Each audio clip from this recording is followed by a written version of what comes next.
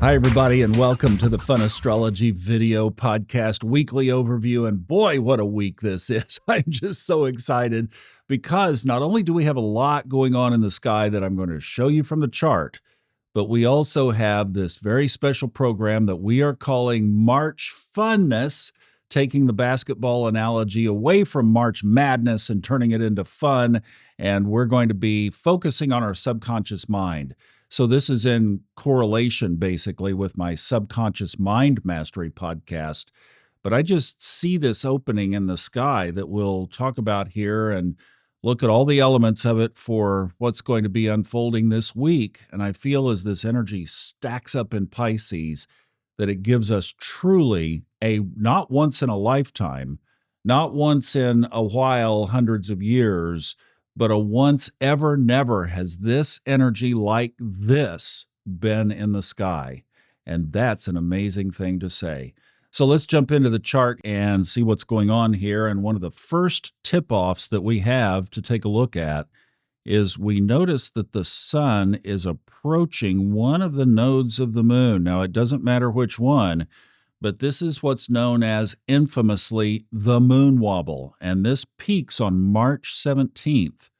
Now, for the moon wobble, you back up from that exact conjunction date, and moon wobbles also happen when the sun is at a square aspect to the nodes. So if we were looking at something like, let's say this, and the sun was here, that would also be the other way that a moon wobble configuration can happen. But we back up either 14 days or 21 days. I like the 21-day period, and that begins this time that things can be more wonky. This was something that was developed by Carl Payne Toby. He was looking into insurance claims for house fires. This was like 100 years ago almost. And he thought that eclipses might be the triggering factor. And then he saw that it was when the sun gets around the nodes of the moon, and then realized that not only was it at the window of conjunction, but that window was pretty wide, and it was mostly in the applying time. So when the sun was moving toward the exact aspect or square, conjunction or square, that these accidents happen more. The tail off, the orb on the other side, is only 7 days. So here we are right now at 21 days, right here. And then, like I said, 7 days after, so the sun will be out of there and into Aries by a couple of degrees, but that's the window. So there's your moon wobble window, and we are now on the 21 day in it. And typically these are things like, think of it like Mercury retrograde on steroids, I guess would be the best way to put it. Be careful initiating things. Be careful, period. Travel, obviously affected, major purchases, et cetera, things like that. It's just best if you can. We can't shut our life down. I know we can't. But if it's, if you respect this stuff, then you would say, well, we'll try to tap the brakes at least for a little bit. Now, let's jump up to Thursday's chart, but we're going to talk about the rest of the week just from this position because this is now the new moon. And look, it's at 9 degrees, 40 minutes of Pisces. And this is what triggered for me this whole concept of the March funness, because obviously look at this great big stack of everything right now that is in Pisces. And the chart construction that we have not ever seen in the sky like this is a combination of several things. First of all, Pluto in Aquarius, number one. Neptune and Saturn, which will be in Aries, number two. And hovering at 0 degrees Aries, which is the world point or the beginning of the tropical zodiac, number 3. There is a time in 2528, believe it or not, when all of this will come together, but Saturn and Neptune are only together in the later degrees, like 24 degrees of Aries. And that's not the same thing at all as 0 degrees Aries. So this has not happened before, It is, I don't even want to go keep looking forward, but it is something that is just absolutely unique to this time right now, and really only this week because the moon is going to move out from here from Thursday. So this is just a uber special time for us to be focusing on our Piscean characteristics, things about the 12th house, completions, wrapping things up. I mean, one of the characteristics, the 12th house gets all this bad rap. But if you think about it, one of the characteristics of the 12th house is that it's the 12th house. It's the last one. So whatever we clean up here, then we basically wipe the slate clean and move into everything about new beginnings in Aries. So that's the beauty of what's taking place here. In fact, Mark Edmund Jones mentions that the 12th house is the reservoir from which the first house draws. Now, think about that for just a minute. Look at that picture and think about that.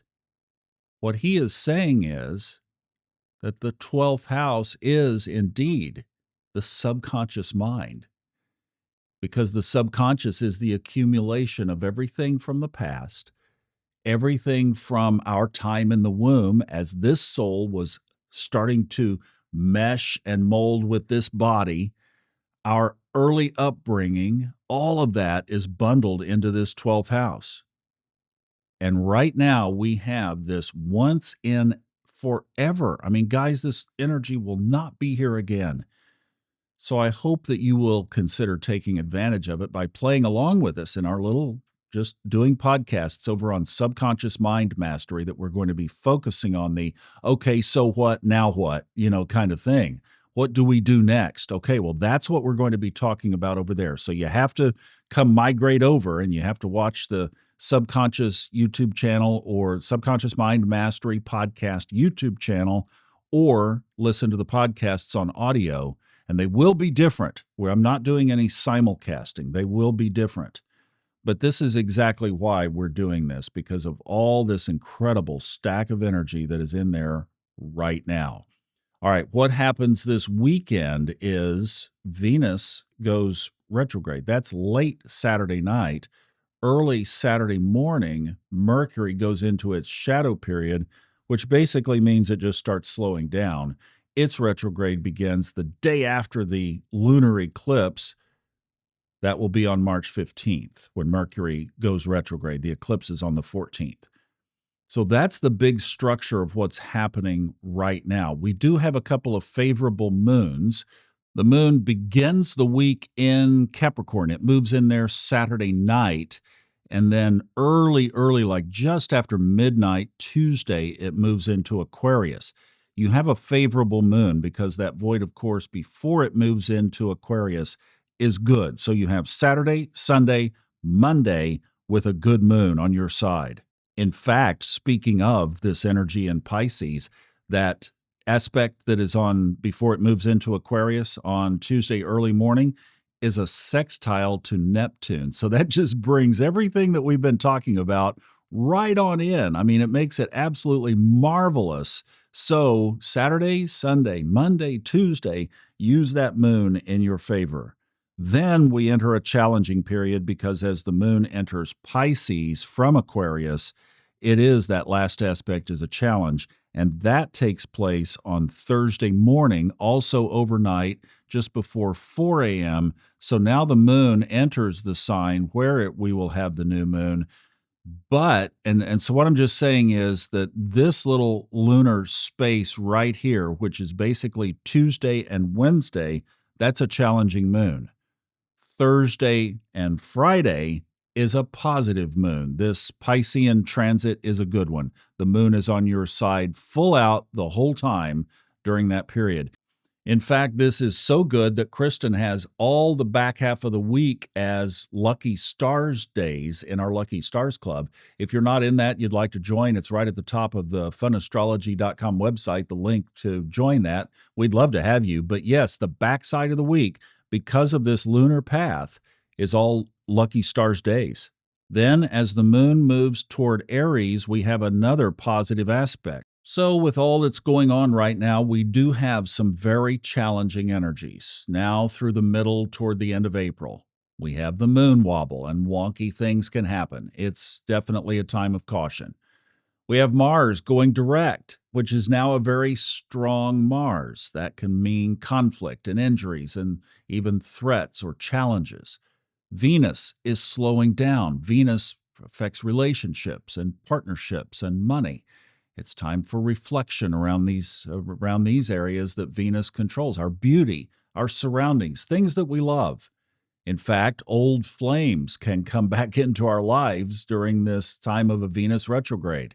We also have Mercury going into its shadow period on Saturday morning before it goes retrograde. We have the two eclipses on March 14th, the blood moon, Pisces Virgo axis. It's a total lunar eclipse.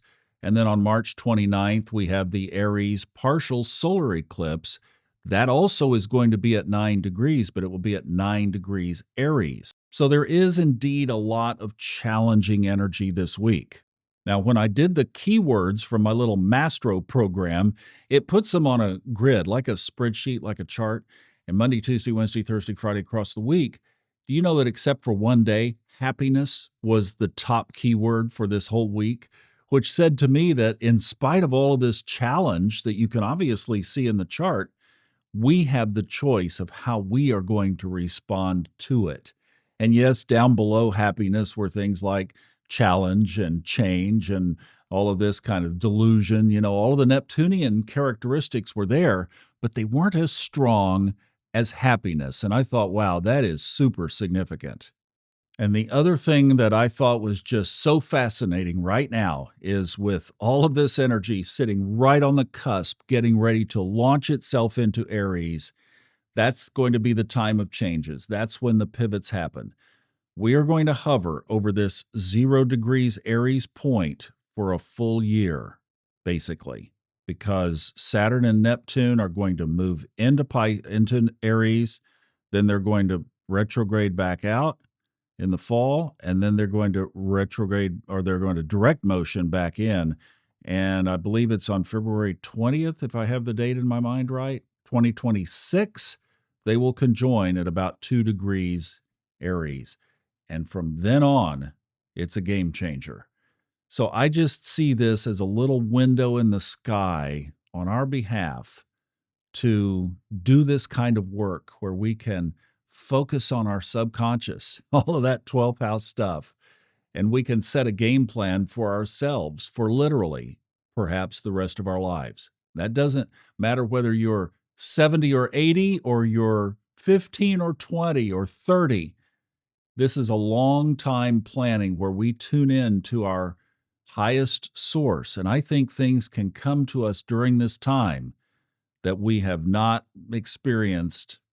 Like the window of illumination for this is something we just haven't seen. So I'm wishing for you at least connection to your own soul, your own subconscious, and to source, to God, to the cosmic all that is, so that we can really maximize this time together. And that's what I'm harping about and calling it March Funness. We might as well have a tournament and we might as well make it fun. Don't you agree? All right, that's it for this week. It's going to be a great week in the sky, a great week energetically, and I hope it's a wonderful week for you. Thanks so much for watching. We'll see you on the podcasts on both channels, and Robert will be in there too. We'll have Old Soul, New Soul this week as well. So I hope you'll catch all of them. Fun Astrology, Subconscious Mind Mastery, Old Soul, New Soul, and our Facebook group, the link to which is at the top of the funastrology.com website. Have a great week, everybody.